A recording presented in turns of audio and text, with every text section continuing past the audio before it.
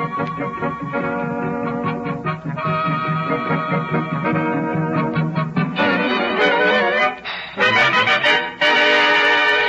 Chesterfield time, pleasure time, the order of the day with radio listeners everywhere. Chesterfield presents George Burns and Gracie Allen, Frank Parker, Ray Noble and his orchestra. All right, Ray? 1, 2.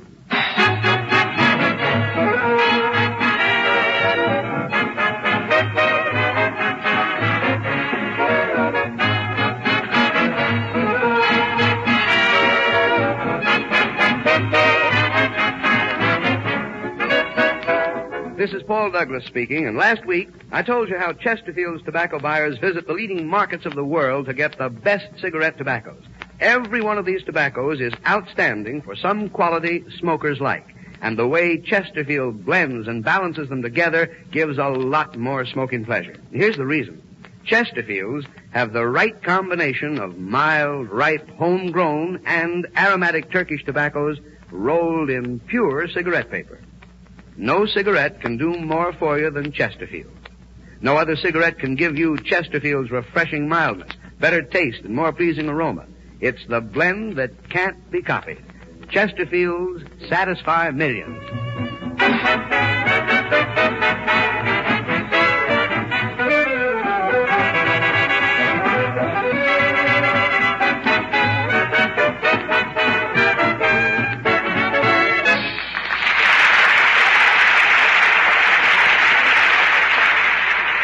Campers have their weekends under the pine trees. Swimmers have their weekends under beach umbrellas. Astronomers have their weekends under the stars. But George and Gracie have their weekends under their hats. In other words, Chesterfields give you chest two fools, and here they are, George and Gracie.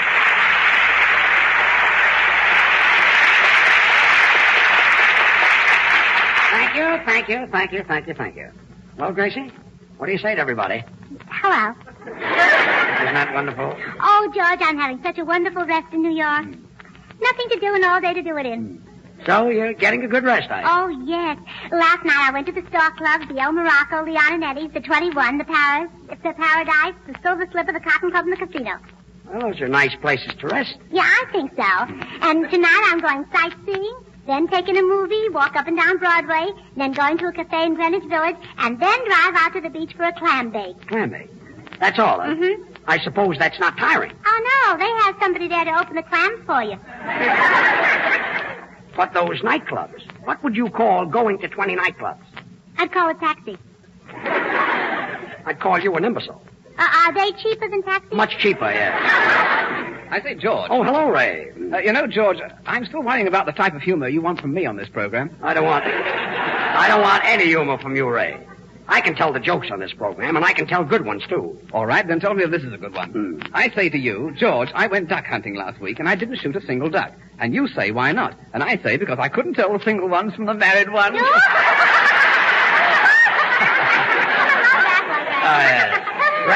Ray, do you believe in signs? Oh, rather. Well, go find a sign that says exit. All right. Yeah. George, isn't Ray clever? Yes, he's brilliant, yes. You know, if he got a nice coat of tan and then crossed his legs behind his head, he'd look like a pretzel. Yes, and if he put on a little weight, he'd look like an old shoelace. Well, aren't we all? Yes.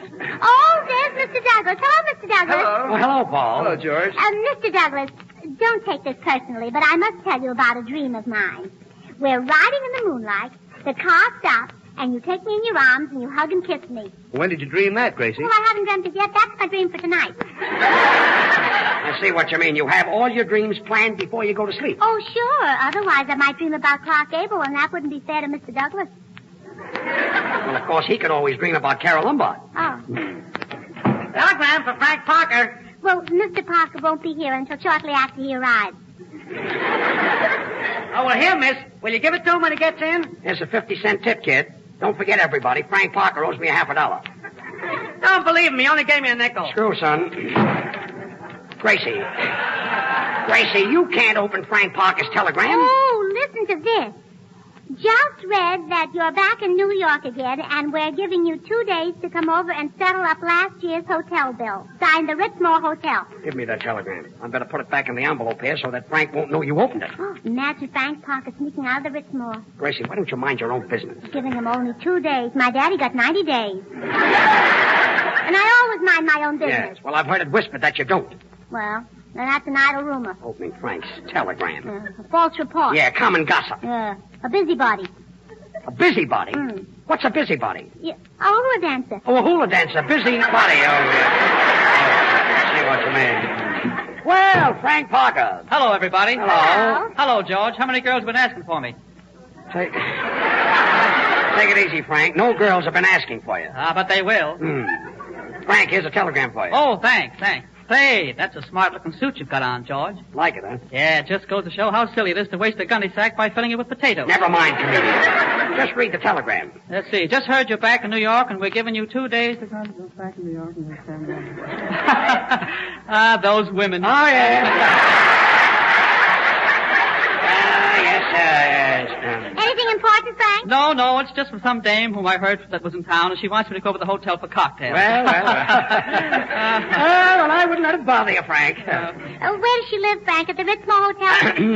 Quiet, Gracie. I know a man who sneaked out of the Ritzmore Nice Hotel. weather.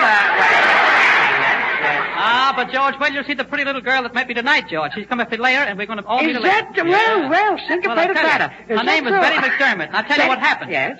She was walking down Fifth Avenue looking very bored, and all of a sudden I came along. Well, yes, I guess that settled it, Frank. I knocked her right off her feet. What were you doing? Riding a bicycle on the sidewalk? Yes, against the red light. Oh. George, I'll bet the Ritzmore must be an expensive hotel, especially if you pay your bills. Look, Gracie, some dark night when nobody is looking, something is going to happen to you. You think I ought to take out insurance? It wouldn't be a bad idea because years ago my mother took out accident insurance. Yeah, but you were born just the same.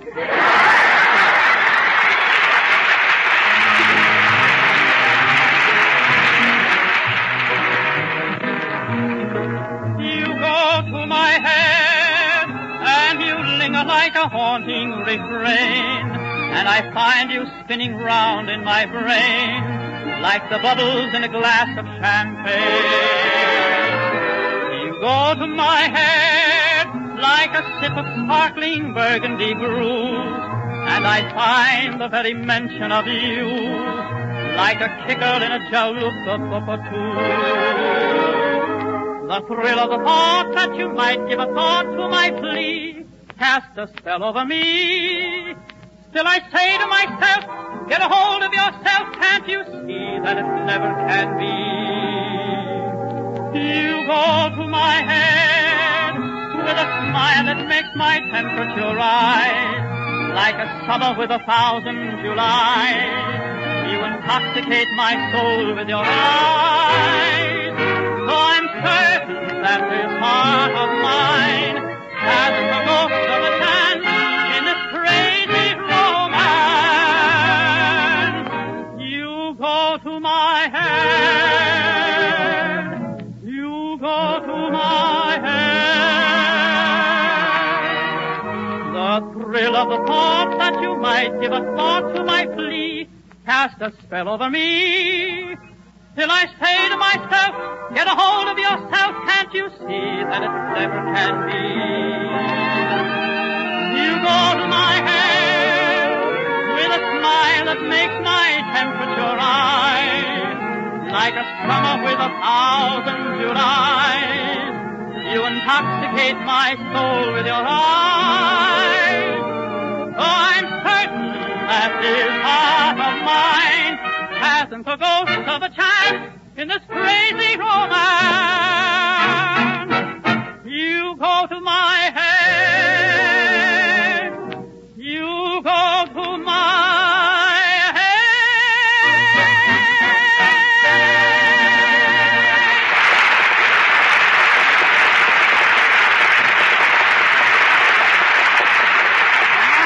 Frank Parker singing You Go to My Head. That was really beautiful, Frank. Oh, thanks, George. I just hope that Betty McDermott was listening in. She gets such a kick out of me. So do you. Hello? Oh, just a minute. Oh, it's probably Betty. Gracie, you want it on the phone. Oh, all right. I wish all those handsome men wouldn't call me up in front of Mr. Douglas. It's embarrassing. Will you answer the phone? Oh, hello. This is Gracie Allen speaking, and I can't go out with you tonight because maybe I've got a date with Mr. Douglas. Yeah, maybe not. What? You say you've known me longer than Mr. Douglas? Well, that's funny. I don't recognize your voice. Gracie, will you... Please, Judge. What? You say you've known me ever since I was a little girl? Well, spell your name, please. Oh, now I remember. Hello, Mother. Mother? Well. I'm really surprised she could spell her name. How are you, Mother? Really? Oh, poor Unky. How's Daddy, Mother? He is? Oh, poor Unky. How's my little nephew? Yeah? Oh, poor Unky.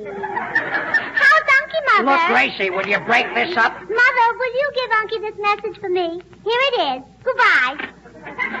Well, that's a smart message. Gracie, what's the matter with your uncle? Well, Judge, you know where Unky's right leg used to be. Where his right leg used to be? Yeah. Well, I've got a rough idea. Well, his left leg is there now.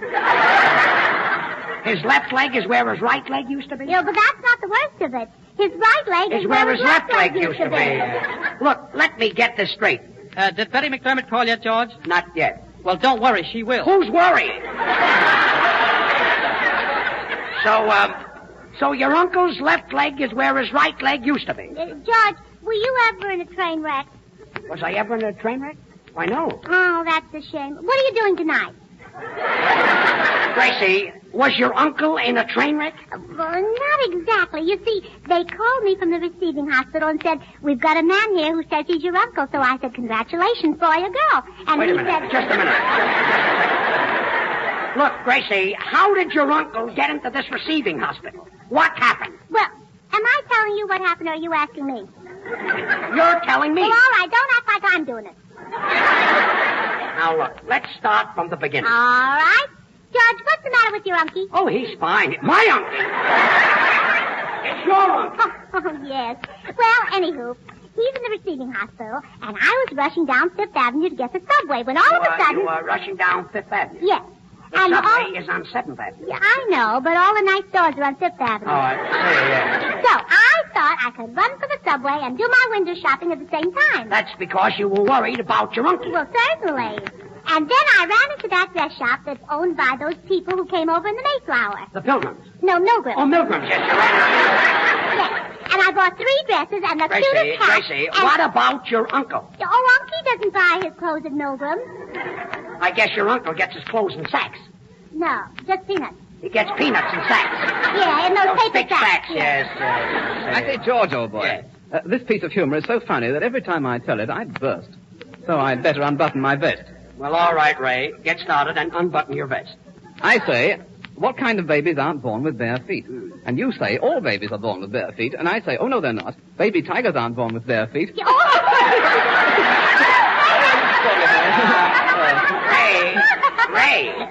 Ray, you can button your vest. Oh, righto.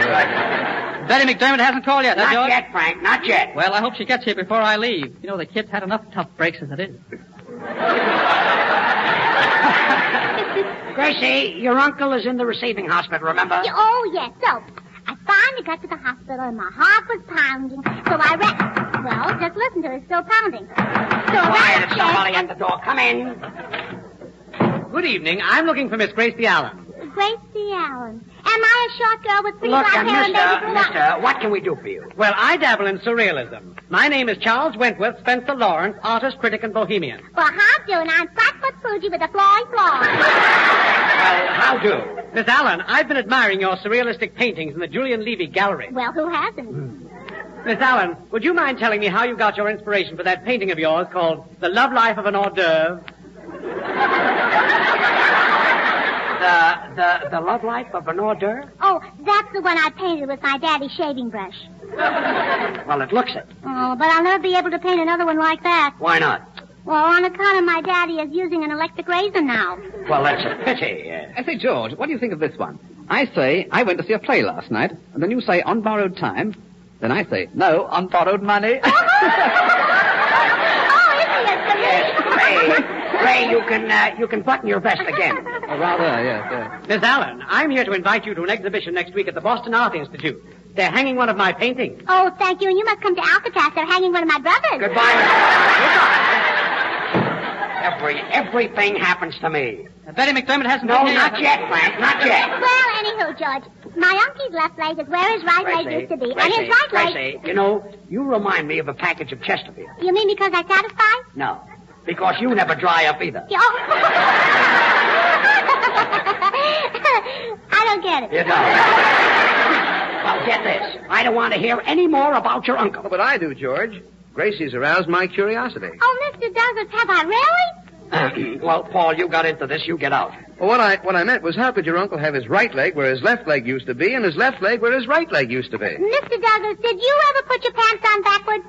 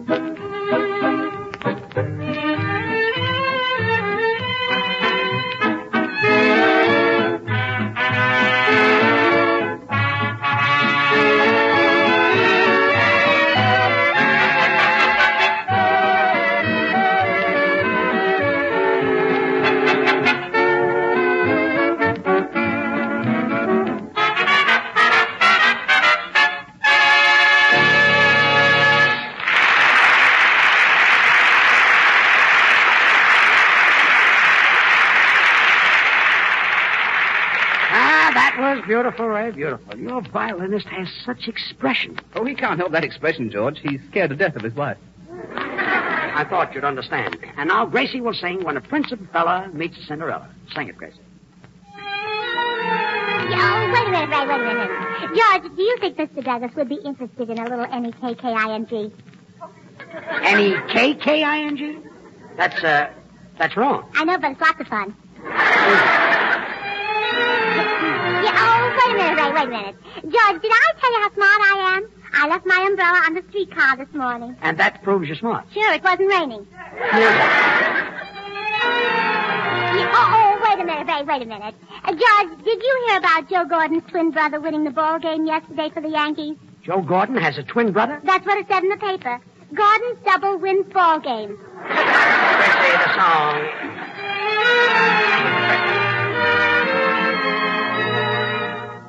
Love will always be in all its glory.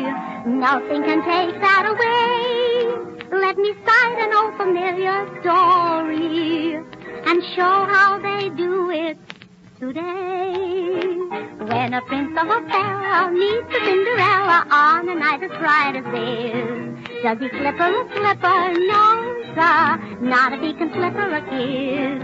When the moonlight is yellow, does the Cinderella tell the fella to be gone? Does she leave him at midnight? No, sir, not if she can linger till dawn.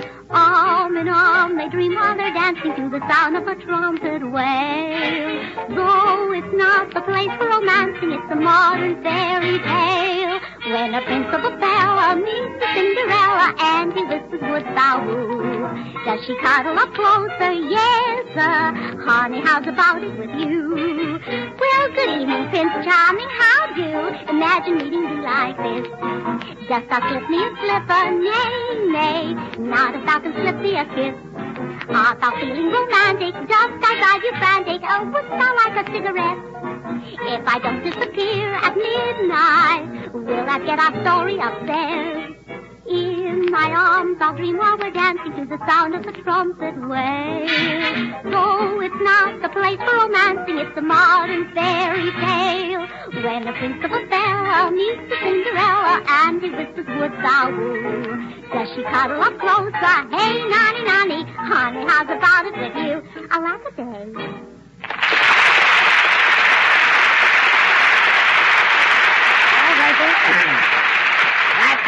That was very nice. You've got a sweet little voice, and I'm sure everybody enjoyed it as much as I did. Oh, I think so. I've even got a prettier voice than that famous opera singer, Johnny Weissmuller. Johnny Weissmuller? Yes. He's an opera singer? Well, sure. The paper says he's a great diver. Diver. He probably goes swimming in lily ponds. Yeah. Oh, yes, that's really my own stuff. It's as funny as laundry hanging out in the line. Yeah, laundry hanging out in the line. Yeah, it's a washout. Yeah. Well, never mind. Say, Paul. Yes, George? Paul, since this is our second week on the Chesterfield program, I think it would be nice if you would tell us just how Chesterfields are made. Well, I'd be glad to. Mr. Douglas, did I tell you about my granddaddy? Gracie, Paul is Did gonna... I tell you that my granddaddy had an emergency operation? Gracie, do you always have to do all the talking? Well, no. Good. Go ahead, Paul. Well, the reason Chesterfields But I like are so to talk. mild... Some people like to sew. Gracie, Paul... Some people like to read books. Look. Some people like to play bridge. But you like to talk. How'd you know? Paul is trying to tell me something, and you keep on talking. What did you say, George? I said you keep on talking. Oh, I'll be glad to. Did you know that my granddaddy had an emergency operation? Emergency, yes. His left leg is on his right leg, used to be in his right leg. What are they doing? Removing his appendix? No. They removed his whiskers from his zipper. They removed his whiskers from his zipper? Yes. He put on a leather jacket and couldn't get it off. Well, the whiskers got caught in the zipper. Yes. That must have been a dangerous operation. Oh, it was. They had to put the instruments down his throat and make the incision from the inside. Well, why? Well, if they made it from the outside, they'd ruin his leather jacket. Well, I'm glad that's over. Paul, you were explaining about Chesterfield. Well, the reason Chesterfield... Betty McDermott isn't here yet, huh, No, George? Frank, she's not here yet. Well, I'll bet some insignificant little thing must be keeping her away. Ah, Frank, you're just self-conscious. Paul, you were saying... Oh, yes. The reason Chesterfields George, here's one I've just thought of. With what? I say, George, do you want to buy a milking stool? Then you say, why do you want to sell it? Then I say, because I can't get any milk out of it.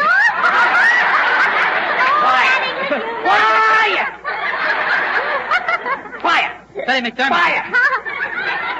Gracie, this goes for you and everybody else on this program. For 10 minutes, Paul Douglas has been trying to tell me something. And he's going to finish it. And I don't want to hear one sound out of anybody. Oh, you won't hear a sound out of me. Good. I'm all through talking. Good. Go ahead, Paul. As I was saying, the reason Chesterfields... And not a sound out of anybody else. Don't help me. Some people never know when they're through Go talking. ahead, Paul. The reason Chesterfields give smokers more pleasure... Now, after you finish saying something, Gracie, as soon as you keep Gracie, on speaking, because Gracie. all people know when you're Look, talking. I'm going to give you a little hint.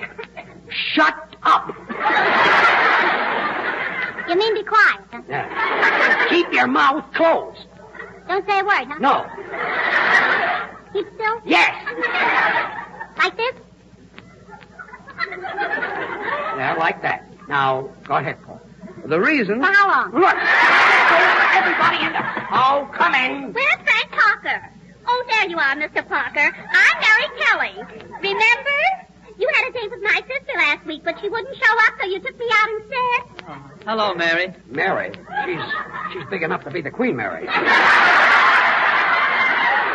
Now listen, George, you've got to help me out of this jam. I've got to get rid of her because Betty will be here any minute. Well, what's Miss Kelly doing here this week? Well, you know how it is, George. She's probably infatuated. I'm infatuated. Oh, don't worry, Miss Kelly. You can reduce. Frank, you got into this jam and you get out. Well, Miss Kelly, I hate to dash your hopes this way, but I didn't ask you to come up here tonight. No, but Betty McDermott did. Betty McDermott? Yes, she sent me to keep her date with you. Well, believe me, she's got some nerve. No, it isn't. She's paying me. Well, that's a nice TL for you, Frank. Frank, if they paid you to go out with Miss Kelly, you'd be living in the fat of the land.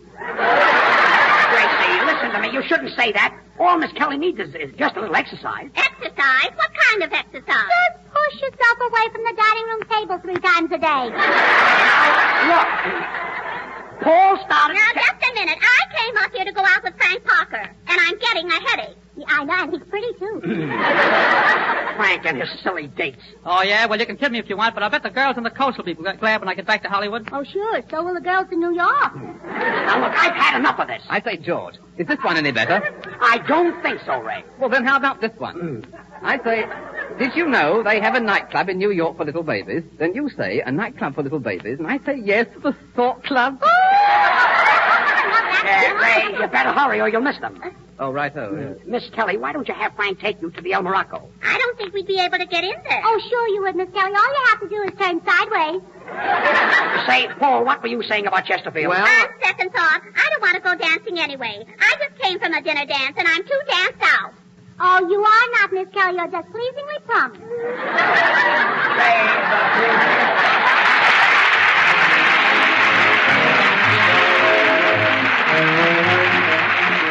There's an old saying, be sure you're right and then go ahead. Well, Chesterfields have the right combination for giving smokers more pleasure. A can't-be-copied blend of the world's best cigarette tobacco. So go right ahead and make Chesterfield your cigarette. That refreshing Chesterfield mildness and better taste will give you a lot more smoking pleasure. And Chesterfield time is pleasure time. Music, comedy, and sports every week on your radio. Thursdays and Saturdays, Eddie Dooley's last-minute football news. Wednesday, Paul Whiteman and his orchestra. And next Friday at the same time, over these same stations, George and Gracie will be with you again. Well, Gracie, say goodnight to everybody. Oh, good night. But if I'm not too inquisitive, Mr. Douglas, are you going to drive me home? I'm sorry, Gracie, but I haven't got a car. Gracie, I've got a car. Oh, that's awfully sweet of you, George. Are you sure you don't mind walking? Good night, all. This is Paul Douglas telling you that you'll like Chesterfields because of what they always give you. A lot more smoking pleasure. This is the Columbia Broadcasting System.